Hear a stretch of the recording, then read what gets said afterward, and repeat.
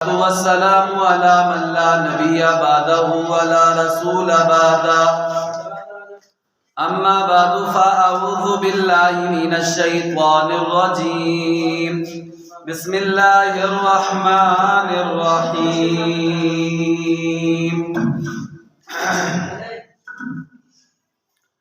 بأيدي سفرة كرام بررة وقال النبي صلى الله عليه وسلم اللهم اجعله هاديا مهديا واهد به. وقال النبي صلى الله عليه وسلم اللهم علمه الكتاب والحساب وقه العذاب. صدق الله العظيم وصدق رسوله النبي الكريم الأمين الرؤوف الرحيم ونحن على ذلك لمن الشاهدين والشاكرين والحمد لله رب العالمين.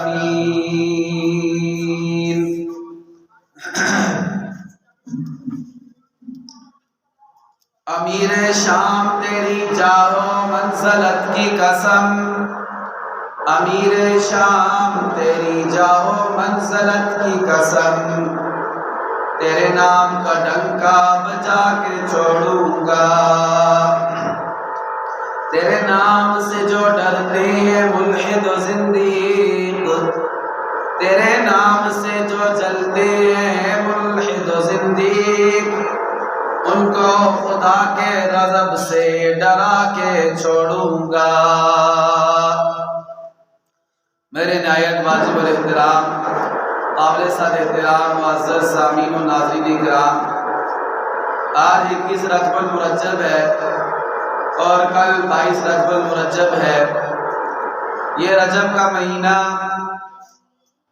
اسلامی تاریخ میں بہت سے واقعات اس میں رونما ہوئے ہیں، جن میں سے حضرت علی المرتضیٰ شیر خدا رضی اللہ تعالی عنہ کی ولادت با سعادت کا واقعہ بھی اسی رجب المرجب کی 13 تاریخ کو پیش آیا.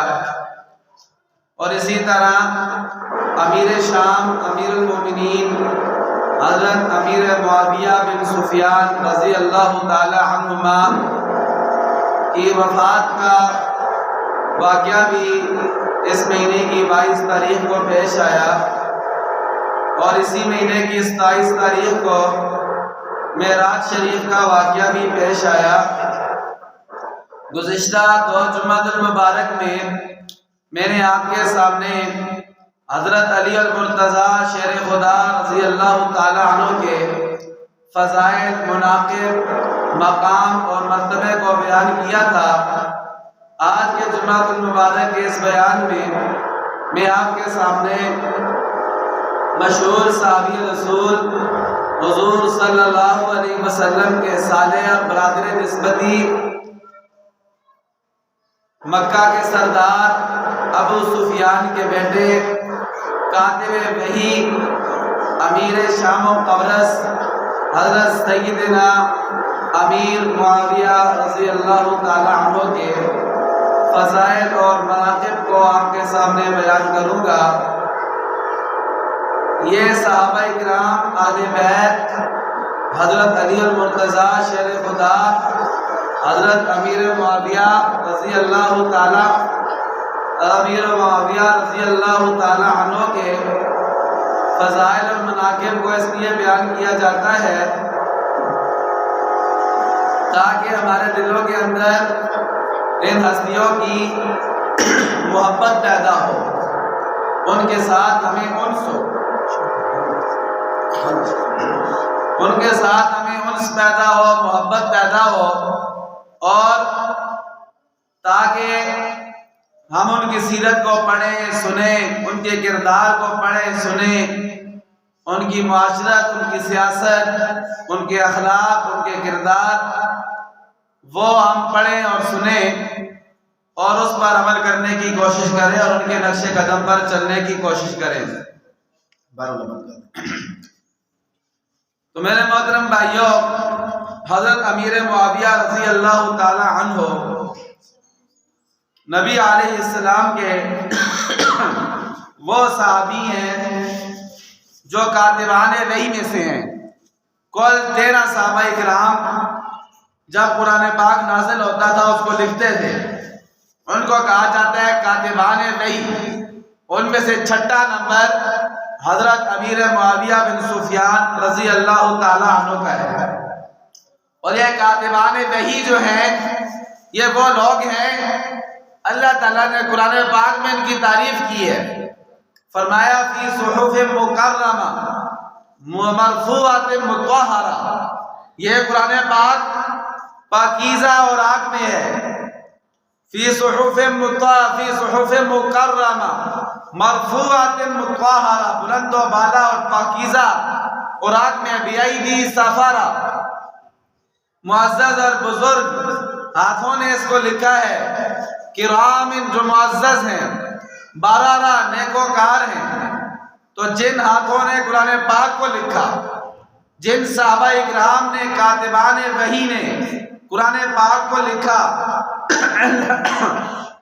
اللہ تعالیٰ ان کے ہاتھوں کے بارے میں کہتے ہیں کہ ان کے ہاتھ محترم ہیں، مکرم ہیں، اور وہ کاتبان وحی اللہ تعالیٰ کے نیک بندے ہیں، جن کی نیکی کی گواہی خود اللہ تعالیٰ نے، کوئی لاکھ ان کے پیچھے بولے، انہیں برا بھلا کہے، اس سے ان کی شان کو ذرا برابر فرق نہیں پڑتا۔ میرے محترم بھائیوں، حضرت امیر معاویہ رضی اللہ تعالی عنہ کا سب سے بڑا اعزاز یہ ہے کہ وہ صحابی رسول ہیں۔ حضرت امیر معاویہ رضی اللہ تعالی عنہ اور ان کے والد ابو سفیان فتح مکہ کے موقع پر انہوں نے اسلام قبول کیا اور حضور صلی اللہ علیہ وسلم کے صحابی ہونے کا انہیں اللہ تعالیٰ نے شرف عطا فرمایا۔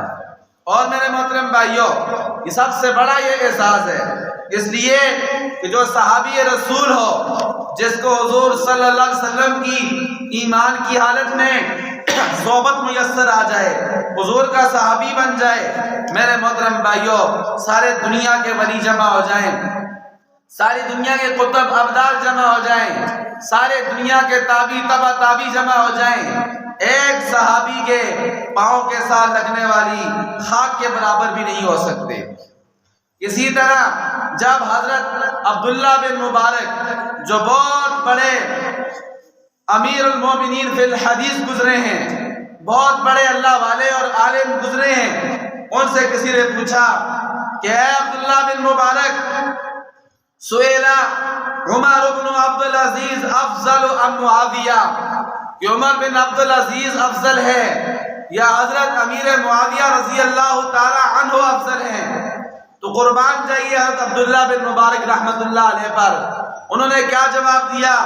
انہوں نے جواب دیا ہے سائل، اے سوال کرنے والے، ذرا کان کی کھڑکیاں کھول کے سن لے، غبار دخل فی انف فرس معاویہ حین غزا فی رکاب رسول اللہ صلی اللہ علیہ وسلم افضل من عمر بن عبدالعزیز، کہ حضرت امیر معاویہ رضی اللہ تعالی عنہ نے حضور صلی اللہ علیہ وسلم کے ساتھ جب جہاد کا سفر کیا، جس گھوڑے کے اوپر بیٹھ کر حضرت امیر معاویہ نے حضور کے ساتھ جہاد کیا، اس گھوڑے کے ناک کے اندر جو خاک پڑی ہے، حضرت عمر بن عبدالعزیز اس گھوڑے کی ناک کے اندر پڑنے والے گرد و غبار کے بھی برابر نہیں، جس پر بیٹھ کر حضرت امیر معاویہ نے حضور کے ساتھ جہاد کیا تھا۔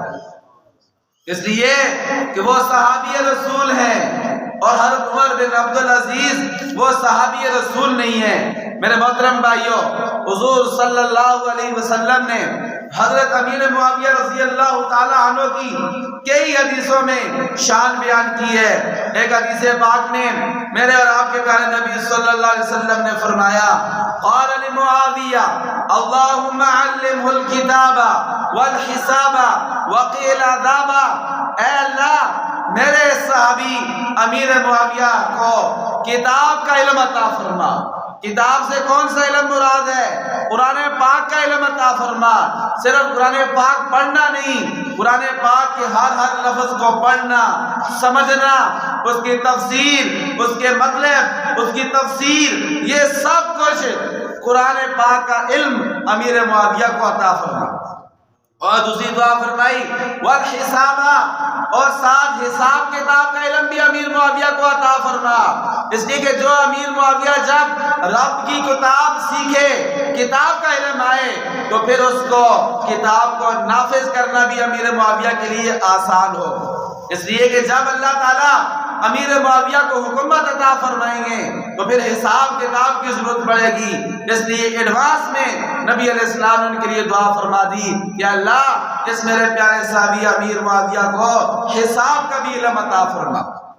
اور فرمایا واقع العذاب، اے اللہ میں تیسری دعا اس کے حق میں آپ سے یہ مانگتا ہوں کہ میرے اس پیارے صحابی، میرے برادر نسبتی، میرے صالح حضرت امیر معاویہ کو عذاب سے بھی بچا، عذاب سے بھی اس کی حفاظت فرما۔ ایک دوسری حدیث پاک میں میرے اور آپ کے پیارے نبی حضرت محمد مصطفیٰ صلی اللہ علیہ وآلہ وسلم نے حضرت امیر معاویہ رضی اللہ تعالیٰ عنہ کے لیے دعا کی کہ اللہم علم الکتاب ومکن لہو فی البلاد، اے اللہ حضرت امیر معاویہ رضی اللہ تعالیٰ عنہ کو کتاب قرآن پاک کا علم عطا فرما، اور وَمَكِّنْ لَهُ فِي الْبِلَادِ، اور اس کو شہروں کی، ملکوں کی حکومت عطا فرما۔ حضرت امیر معاویہ رضی اللہ تعالیٰ عنہ کی جو حکومت تھی، یہ حضور صلی اللہ علیہ وسلم کی دعاؤں کا صدقہ تھی۔ کس کا صدقہ تھی؟ حضور صلی اللہ علیہ وسلم کی دعاؤں کا صدقہ تھی، اس لیے کہ حضور صلی اللہ علیہ وسلم نے ان کے لیے یہ دعا مانگی تھی۔ اور اللہ کے پاک نبی حضرت محمد مصطفیٰ صلی اللہ علیہ وسلم کو ایک دفعہ حضرت امیر معاویہ رضی اللہ تعالیٰ عنہ نے وضو کرایا، وضو کرا رہے تھے تو اللہ کے پاک نبی جب کسی سے خدمت سے خوش ہوتے تھے اس کو دعا دیتے تھے۔ اللہ کے پاک نبی نے کیا دعا فرمائی؟ حضرت امیر معاویہ کو فرمایا یا معاویہ ان ولیت امرا فاتق اللہ وعدل، اے میرے پیارے صحابی امیر معاویہ، اللہ تعالیٰ اگر تمہیں حکومت عطا فرمائے، فاتق اللہ، تو اللہ سے ڈرنا، تقوی اختیار کرنا، وعدل، اور انصاف کے ساتھ حکومت کرنا۔ یہ پیارے نبی علیہ السلام نے حضرت امیر معاویہ رضی اللہ تعالیٰ عنہ کو وصیت فرمائی، اور حضرت امیر معاویہ رضی اللہ تعالیٰ عنہ نے حضور صلی اللہ علیہ وسلم کی اس نصیحت پر اپنے دور حکومت میں عمل کر کے دکھایا۔ اور میرے محترم بھائیوں، پیارے نبی علیہ السلام نے ایک اور دعا دی، حضرت امیر معاویہ کو فرمایا اللہم اجعلہ ہادیا مہدیا واہد بہ، اے اللہ میرے اس پیارے صحابی امیر معاویہ کو ہادی بنا دے، کہ دوسروں کو ہدایت دینے والا، دوسروں کی رہنمائی کرنے والا، دوسروں کو جنت کی طرف لے کر جانے والا بنا دے اس کو۔ اور کیا فرمایا؟ مہدیاً، اور اس کو خود بھی ہدایت یافتہ بنا دے، واہدی بھی، اور حضرت امیر معاویہ کو ایسا بنا دے کہ اس کو دیکھ کر لوگوں کو ہدایت نصیب ہو، لوگوں کو ایمان کی دولت نصیب ہو۔ یہ اللہ کے پاک نبی علیہ السلام نے 3 دعائیں حضرت امیر معاویہ رضی اللہ تعالیٰ عنہ کو دی، اور اللہ تعالیٰ نے ان کو قبول فرمایا۔ کیسے قبول فرمایا؟ کہ ایک دفعہ ایسا ہوا کہ حضور صلی اللہ علیہ وسلم کی خدمت میں ایک عیسائیوں کا وفد آیا، اور عیسائیوں کے وفد میں ایک بادشاہ بھی آیا، شہزادہ غسان آیا، اور حضور صلی اللہ علیہ وسلم کے لیے کچھ ہدیے تحفے لے کر آئے۔ کہتے ہیں کہ ہم نے سنا ہے کہ نبی آخر الزمان تشریف لائے ہیں، ہم ان کے دیدار کے لیے آئے ہیں، ہم ان کے لیے ہدیے اور تحفے لے کر آئے ہیں۔ نبی علیہ السلام سے ملاقات ہوئی، کچھ ہدیہ تحفہ دیا، پھر نبی علیہ السلام کو جاتے وقت کہنے لگا، وہ شہزادہ غسان کا شہزادہ کہنے لگا کہ اصل جو میرا سامان پڑا ہوا ہے وہ مقام جرف پر، میرا ساز و سامان وہاں ہم نے پڑاؤ ڈالا ہے، وہاں رکھا ہوا ہے، کافی سارے ہدیہ اور تحائف وہاں ہیں، آپ میرے ساتھ کسی اپنے خادم کو بھیجیں، وہاں سے آپ کے لیے ہدیہ اور تحفے لے آئے۔ نبی علیہ السلام کے جو ہر وقت کے خادم تھے وہ حضرت انس رضی اللہ تعالی عنہ تھے۔ 10 سال تک حضور کی خدمت کی، حضور نے بڑی دعاؤں سے نوازا۔ فرماتے ہیں کبھی نبی علیہ السلام نے مجھے مارا نہیں، کبھی پیٹا نہیں، کبھی یہ نہیں کہا کہ یہ کام تم نے کیوں کیا اور یہ ایسے کیوں نہیں کیا ہے۔ اتنے اعلیٰ اخلاق اللہ نے اپنے نبی کو عطا فرمائے تھے۔ اس وقت موقع پر حضرت انس موجود نہیں تھے، حضرت امیر معاویہ موجود تھے۔ حضور نے فرمایا اے معاویہ اس غسان کے شہزادے کے ساتھ چلے جاؤ اور جو یہ دے رہے لے کر آؤ۔ حضرت امیر معاویہ سامنے کھڑے تھے، پاؤں میں جوتی بھی نہیں پہنی ہوئی تھی۔ جو ہی حضور نے حکم دیا، حضرت امیر معاویہ کہتے ہیں میں نے جوتی اس لیے نہیں پہنی کہ حضور کے حکم میں کہیں تاخیر نہ ہو جائے، حضور کا حکم تعمیل کرنے میں کہیں تاخیر نہ ہو جائے۔ میں فوراً اس شہزادے کے ساتھ چل پڑا۔ وہ شہزادہ اپنی سواری پر، اپنے گھوڑے پر سوار تھا اور میں اس کے ساتھ ساتھ پیدل جا رہا تھا۔ تو وہ شہزادے کو گرمی بہت زیادہ تھی، میرے پاؤں جل رہے تھے گرمی کی وجہ سے۔ میں نے شہزادے کو کہا کہ مجھے اپنے ساتھ سواری پہ سوار کر لو۔ شہزادے نے کہا میں بادشاہ کا بیٹا ہوں اور تو محمد کا کمی اور غلام ہے، خادم ہے، میں اپنے ساتھ میں نہیں بٹھاؤں گا، اس میں میری توہین ہے۔ حضرت امیر معاویہ نے کہا چل ساتھ نہیں بٹھاتا ہے، اپنی جوتیاں ہی مجھے دے دے، میرے پاؤں میں جوتے نہیں، تو سواری پر بیٹھا ہوا ہے۔ اس نے کہا میں تو تم محمد کے کمی ہو، محمد کے غلام ہو، محمد کے خادم ہو، میں تمہیں اپنی جوتی بھی نہیں دیتا۔ حضرت امیر معاویہ رضی اللہ تعالی عنہ اس کے ساتھ 6 میل پیدل سفر کر کے اس کے ساتھ گئے۔ کتنا؟ 6 میل پیدل سفر کر کے اس شہزادے کے ساتھ گئے اس جگہ پر، اور اس جگہ سے پھر حضرت امیر معاویہ رضی اللہ تعالی عنہ نے وہ حضور کے تحفے لیے، واپس پھر پیدل آئے، پاؤں میں جوتی بھی نہیں تھی اور عرب کی سخت گرمی تھی، پاؤں لہو لہان ہو گیا، زخمی ہو گیا، خون سے رنگین ہو گیا۔ حضور نے پوچھا ہے معاویہ تمہارے پاؤں کو کیا ہوا ہے؟ یہ بھی مکہ کے سردار کے بیٹے تھے، کوئی عام معمولی بندے نہیں تھے۔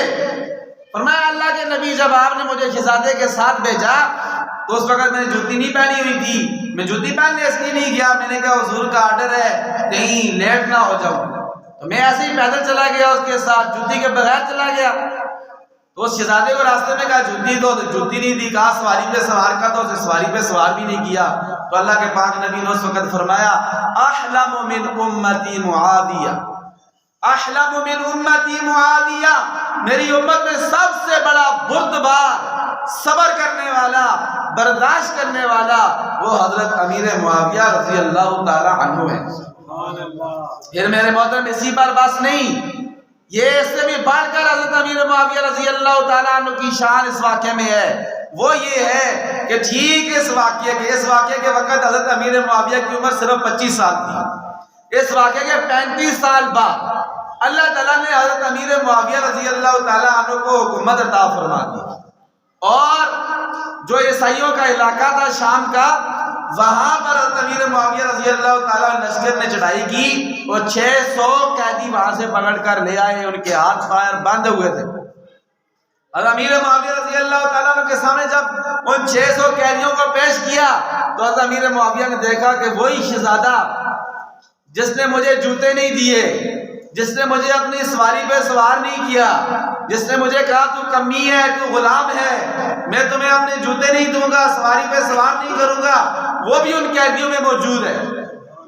حضرت امیر معاویہ نے کہا یہ چونکہ بادشاہ کا بیٹا شہزادہ ہے، یہ جتنے بھی شہزادے ہیں ان کو بادشاہ کے بچوں ان کو لے جاؤ، ان کو الگ رکھو، ان کے بیٹھنے کی جگہ کا اچھا بندوبست کرو، مہمان خانے میں رکھو ان کو۔ لے گئے مہمان خانے میں۔ جب مہمان خانے میں وہ شہزادہ اپنے لوگوں کے ساتھ بیٹھا، گپ شروع کی اس نے، تو کہنے لگا یار یہ جو بندہ ہے نا، اس کو میں نے کہیں دیکھا ہوا ہے، یہ جو مسلمانوں کا خلیفہ ہے اس کو میں نے کہیں دیکھا ہوا ہے۔ دوسرے دوست کہنے لگے یہ وہی ہے جو تیرے ساتھ سفر کر کے آیا تھا، تو نے جس کو جوتا نہیں دیا تھا، تو نے جس کو اپنے ساتھ سوار نہیں کیا تھا، جس کو تو نے محمد کا کمی اور غلام اور خادم کہا تھا، یہ وہی امیر معاویہ ہے۔ اس نے وہ حیران ہوا کہ یہ اس نے ہمارے ساتھ ایسا سلوک کیوں کیا؟ اور پھر حضرت امیر معاویہ رضی اللہ تعالیٰ نے اس کو بلایا اپنے سامنے، بلا کر یہ کہا کہ ایسے کرو کہ اس کو 10,000 درہم بھی دو، اس کو سواری بھی دو، اس کو واپس بھیجو۔ وہ کہنے لگا کہ میں واپس نہیں جاتا، یہ بتاؤ پہلے کہ تم نے محنت تمہارے ساتھ بہت برا سلوک کیا، 6 میل تک سخت گرمی میں بغیر جوتوں کے تمہیں چلایا، تمہیں جوتے نہیں دیے، تمہیں سواری پہ سوار نہیں کیا، اور آج تم نے میرے ساتھ یہ سلوک کیا ہے کہ مجھے 10,000 درہم بھی دے رہے، سواری بھی دے رہے، اور کہتے ہیں واپس چلے جاؤ، ہم تمہیں کچھ نہیں کہتے، آزاد کر دیتے ہو، ایسا کیوں کیا؟ حضرت امیر معاویہ نے فرمایا اگر میں بھی تیرے جیسا سلوک کرتا تو پھر تیرے اور محمد کے کمی اور غلام میں کیا فرق رہتا؟ میں تو اس محمد کا نام لیوا ہوں، اس محمد کا صحابی ہوں، اس محمد کا کمی اور غلام ہوں جس نے کافروں کے ساتھ بھی اچھے اخلاق سے برتاؤ کیا۔ اس نے کہا ایسا کرو پھر مجھے بھی کلمہ پڑھاؤ، میں بھی مسلمان ہوتا ہوں، میں بھی تمہارے اس محمد پر ایمان لاتا ہوں۔ حضرت امیر معاویہ رضی اللہ تعالیٰ عنہ نے اس شہزادے کو پھر کلمہ پڑھایا اور وہ مسلمان ہوا۔ اس طرح حضور کی وہ دعا بھی قبول ہوئی جس میں حضور نے فرمایا واہدی بھی، اے اللہ میرے صحابی امیر معاویہ کو ایسا بنا دے کہ لوگ اس کے اخلاق دیکھ کر ہدایت ان کو مل جائے، وہ مسلمان ہو جائیں۔ ایسا اللہ تعالیٰ نے ان کو مرتبہ اور مقام عطا فرمایا تھا۔ میرے محترم بھائیو، حضرت امیر معاویہ رضی اللہ تعالی عنہ کے بارے میں ایک اور حدیث پاک ابن ماجہ میں بھی ہے، کنز العمال میں بھی ہے، جس میں پیارے نبی علیہ السلام نے فرمایا یبعث اللہ معاویہ یوم القیامت وعلیہ رداء من نور الایمان، اللہ تعالیٰ میرے صحابی امیر معاویہ کو قیامت والے دن جب اٹھائیں گے تو اس کے اوپر ایمان کی، نور ایمان کی چادر ہوگی، نور ایمان کی چادر ہوگی۔ قیامت والے دن جب اللہ تعالیٰ قبر سے اٹھائیں گے تو ان کے اوپر نور ایمان کی چادر ہوگی۔ وہ اس بات کی نشانی ہوگی کہ امیر معاویہ کا ایمان اس وقت بھی سلامت تھا جب حضور صلی اللہ علیہ وسلم دنیا میں موجود تھے، جب حضور پردہ فرما گئے پھر بھی حضرت امیر معاویہ رضی اللہ تعالیٰ عنہ کا ایمان اس وقت سے لے کر آج قیامت کے دن تک سلامت ہے۔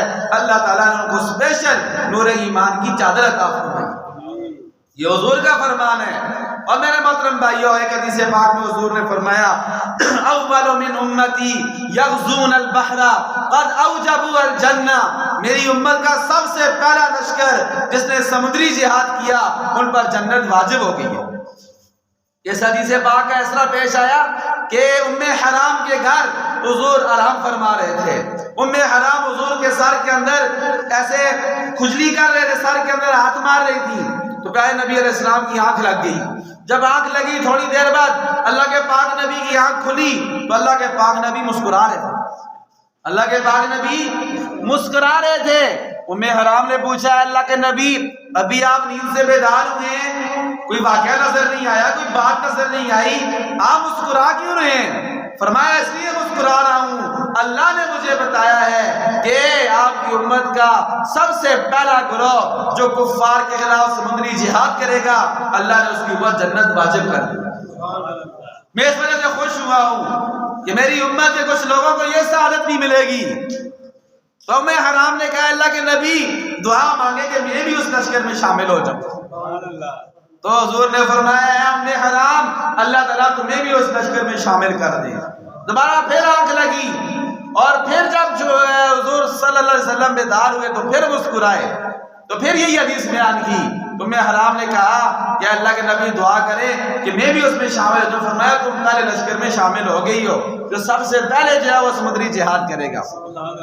اور یہ حدیث پاک حضرت عثمان غنی رضی اللہ تعالیٰ عنہ کا جب دور حکومت تھا، حضرت امیر معاویہ رضی اللہ تعالیٰ عنہ شام و دمشق کے گورنر تھے، اس وقت جب ام حرام نے حضرت امیر معاویہ رضی اللہ تعالیٰ عنہ کو یہ حدیث سنائی تو حضرت امیر معاویہ رضی اللہ تعالیٰ عنہ نے حضور حضرت عثمان سے اجازت چاہی کہ مجھے اجازت دیں، جو روم ملک ہے، کافروں کا ملک ہے، عیسائیوں کا ملک ہے، جس کو آج کل اٹلی کہتے ہیں، درمیان میں سمندر آتا ہے، مجھے اجازت دیں کہ میں یہ سمندری جہاد کروں۔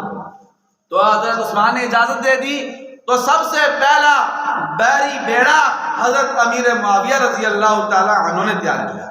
آج کل امریکہ کے بیڑے مشہور ہیں، اسرائیل کے بحری بیڑے ہیں، میرے محترم بھائیو اس کے بانی مسلمان ہیں اور مسلمانوں کے ہیرو صحابہ اکرام اور حضرت امیر معاویہ ہیں، لیکن مسلمانوں نے جب یہ میدان چھوڑ دیا تو کافر ان سے آگے نکل گئے۔ یہ تو اللہ کا حکم ہے وَأَعِدُّوا لَهُم مَّا اسْتَطَعْتُم مِّن قُوَّةٍ کہ اپنی قوت تیار رکھو اللہ کے دشمنوں کے مقابلے میں۔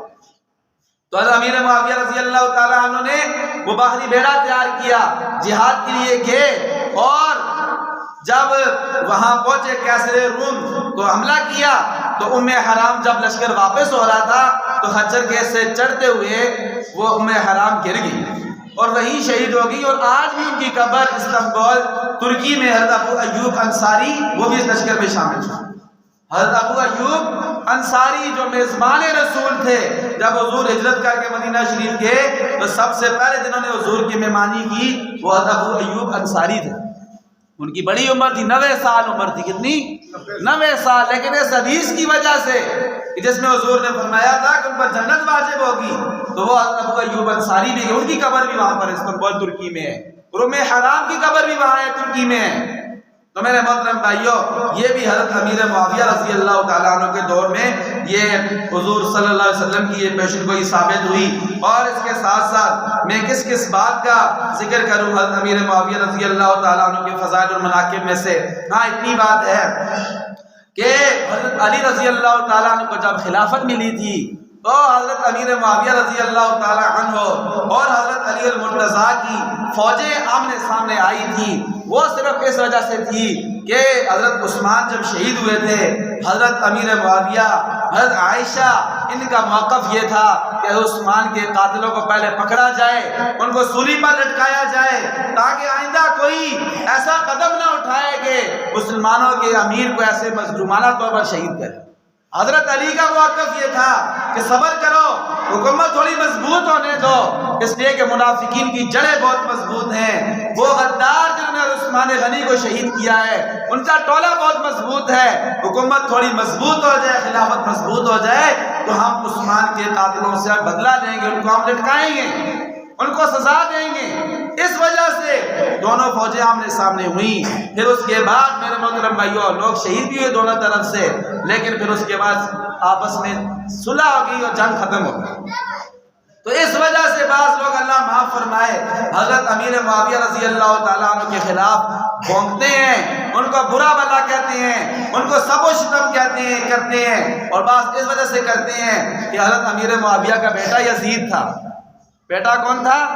یزید تھا، اور اس کے دور میں امام علی مقام، جنت کے نوجوانوں کے سردار، حضور کے نواسے، فاطمہ و علی کے لخت جگر حضرت حسین رضی اللہ تعالیٰ عنہ کی شہادت کا واقعہ پیش آیا، تو اس لیے وہ نعوذ باللہ حضرت امیر معاویہ سے بغض رکھتے ہیں۔ اب میرے محترم بھائیوں، پہلی بات تو آپ یہ ذہن میں رکھیں کہ اگر بیٹا برا ہو، بیٹا برا نکل آئے، پہلی بات یہ بھی ہے کہ حضرت امیر معاویہ کی زندگی میں یزید برا نہیں تھا۔ جب اس کو حکومت ملی، اس کے پاس دولت آئی، اس کے بعد اقتدار آیا، اس کے بعد اس نے یہ سارا فسق و فجور شروع کیا، اس سے پہلے وہ برا نہیں تھا امیر معاویہ رضی اللہ تعالیٰ عنہ نے اسی لیے اس کو اپنا نائب اور جانشین بنایا تھا۔ اور یہ نائب اور جانشین بنانا حضرت سلیمان علیہ السلام نے حضرت داؤد علیہ السلام کے بیٹے تھے حضرت سلیمان، ان کو اپنا نائب بنایا۔ اچھا، حضرت علی نے اپنا نائب کس کو بنایا؟ حضرت علی نے اپنے بیٹے حضرت امام حسن رضی اللہ تعالیٰ عنہ کو اپنا نائب بنایا۔ تو باپ کا اپنے بیٹے کو نائب بنانا یہ کوئی ایسی بات نہیں ہے کہ شریعت کے خلاف ہو۔ اچھا، بات یہ کر رہا تھا کہ بیٹا اگر کوئی برا کام کرے تو اس کی وجہ سے یہ نہیں ہے کہ اس کے نعوذ باللہ باپ کو بھی جو ہے وہ برا کہا جائے گا، جبکہ باپ وہ صحابی رسول ہو۔ دیکھیں حضرت نوح علیہ السلام کا بیٹا کافر تھا یا نہیں تھا؟ خود قرآن پاک میں موجود ہے کہ حضرت نوح علیہ السلام کا بیٹا کافر تھا۔ نوح علیہ السلام نے کہا بھی آ جاؤ سوار ہو جاؤ، اس نے کہا نہیں میں ایمان نہیں لاتا ہوں۔ تو کیا نوح علیہ السلام کے بیٹے کے کافر ہونے کی وجہ سے نعوذ باللہ نوح علیہ السلام کو کوئی برا کہہ سکتا ہے؟ اسی طرح حضرت لوط علیہ السلام، حضرت نوح علیہ السلام، ان کی بیویاں کافرہ تھیں، دونوں کی بیوی، دونوں نبی ہیں، دونوں کی بیوی کافرہ تھیں، قرآن پاک میں ہیں۔ حضرت لوط علیہ السلام کی بیوی بھی اور حضرت نوح علیہ السلام کی بیوی بھی دونوں کافرہ تھیں۔ تو یہ نہیں ہے کہ نبی کی بیوی کافر ہے تو نعوذ باللہ ہم کہیں کہ نبی کی شان میں کوئی بات کی۔ حضرت امیر معاویہ تو بالاتفاق صحابی رسول ہیں، اگر ان کے بیٹے یزید نے ظلم کیا ہے، وہ برا تھا، وہ فاسق تھا، وہ فاجر تھا، اس کے دور میں حضرت حسین شہید ہوئے، تو میرے محترم بھائیوں اس کا مطلب یہ نہیں ہے کہ حضرت امیر معاویہ کے خلاف کوئی بات ہے۔ تو اللہ تعالیٰ سے دعا ہے اللہ ہمیں عمل کی توفیق عطا فرمائے۔ آخری بات جو آپ کے سامنے گزارش کروں گا وہ یہ ہے کہ 22 رجب المرجب حضرت امیر معاویہ کی وفات کا دن ہے۔ جو صحابہ کے دشمن ہیں وہ ایسے کرتے ہیں کہ جن جن صحابہ سے ان کو خاص چڑ ہے، صحابہ سے دشمنی ہے، ان کی وفات والے دن وہ خوشیاں مناتے ہیں۔ حضرت عثمان غنی کی شہادت کس تاریخ کو کسی کو پتہ ہے؟ بولیں بتائیں۔ 18 ذی الحجہ کو۔ کون سی تاریخ کو؟ 18 ذی الحجہ کو حضرت عثمان غنی کی شہادت ہوئی، اور جو ان کے دشمن ہیں دشمنان صحابہ 18 ذی الحجہ کو عید مناتے ہیں، کہتے ہیں عید غدیر 18 ذی الحجہ کو۔ سمجھ آئیے بات کی؟ حضرت امیر معاویہ کی وفات ہوئی 22 رجب المرجب۔ 22 رجب المرجب کو وہ امام جعفر صادق کے کنڈے تقسیم کرتے ہیں، حلوے پکاتے ہیں، کھچڑیاں پکاتے ہیں، خوشی مناتے ہیں کہ امام جعفر صادق پیدا ہوئے۔ یہ تو حضرت امیر معاویہ کی وفات کا دن ہے۔ اس دن حلوے پکانا، کھیرے پکانا، بانٹنا اور کنڈے بنانا میرے محترم بھائیوں یہ بالاتفاق حرام ہے اور ناجائز ہے، اور یہ صحابہ کے جو دشمن ہے وہ کرتے ہیں۔ ایسا نہ کریں، اور نہ کوئی بھیجے تو اس کو وصول بھی نہ کریں۔ تو تیری مہربانی کسی اور دن ہمیں بھیج دے، ہم لے لیں گے۔ اس تاریخ کو خاص کرنی ہے، امام جعفر صادق کی پیدائش کی تاریخ نہیں ہے، یہ حضرت امیر معاویہ کی وفات کا دن ہے۔ بالاتفاق اگر مان لیں حضرت امام جعفر صادق کی پیدائش کا دن ہے 22 رجب المرجب، کل 22 ہے، کل آپ کے بھی علاقوں میں پہلے لوگ جو صحابہ کے دشمن ہوتے وہ کرتے تھے، ان کو دیکھے دیکھے سنی بھی شروع ہو گئے، یہ حلوے پکانے، یہ کھیرے پکانے، یہ کنڈے پکانے، یہ سنی بھی شروع ہو گئے ہیں۔ اس سے اجتناب کرنا چاہیے، ورنہ صحابہ کے دشمنوں کے ساتھ حشر ہوگا ایسے لوگوں کا۔ جو میں بات کرنا چاہتا وہ یہ بالاتفاق اگر مان لیتے ہیں امام جعفر صادق کی پیدائش کی تاریخ ہے 22 رجب المرجب، تو میرے محترم بھائیو یہ یاد رکھو جس دن پیدا ہو بندہ نا اسی دن تو خوشی منانے کی اجازت پھر بھی ہے کہ آپ گھر بیٹا پیدا ہوئے ہیں، آپ خوشی کی بات ہے، اسی لیے کہتے ہیں حقیقہ کرو، لیکن ہر سال اسی تاریخ کو خوشی منانا جس کو سالگرہ کہتے ہیں، جس کو کیا کہتے ہیں؟ سالگرہ، چاہے بچے کی پیدائش کی سالگرہ ہو اور چاہے شادی کی اینیورسری ہو، یہ شرعاً اس کی اجازت نہیں ہے، اسلام میں اس کا کوئی تصور نہیں ہے، یہ عیسائیوں میں ہے۔ عیسائی 25 دسمبر کو اپنے نبی علیہ عیسیٰ کی سالگرہ مناتے ہیں، کہتے ہیں اس دن ہمارے نبی پیدا ہوئے تھے، سالگرہ مناتے ہیں 25 دسمبر کو، جبکہ مسلمانوں کو سالگرہ منانا یہ اسلام میں اس کا کوئی تصور نہیں ہے۔ ہمارے نبی علیہ السلام کی زندگی میں کتنی دفعہ آپ کا یوم پیدائش آیا؟ کبھی حضور نے سالگرہ منائی ہے؟ کبھی کسی صحابی نے منائی ہے؟ کبھی کسی اللہ کے ولی نے اپنی سالگرہ منائی ہے؟ مان لیتے ہیں 22 رجب المرجب حضرت امام جعفر صادق کی پیدائش کا دن ہو، پھر بھی اس دن کو خوشی منانا، عید منانا، سالگرہ منانا یا ان کے نام کے کنڈے کرنا، یہ اس کی اجازت نہیں ہے اسلام میں۔ اللہ تعالیٰ سے دعا ہے اللہ ہم کو دین صحیح سمجھنے کی توفیق عطا فرمائے، اور اس کے مطابق اللہ تعالیٰ ہمیں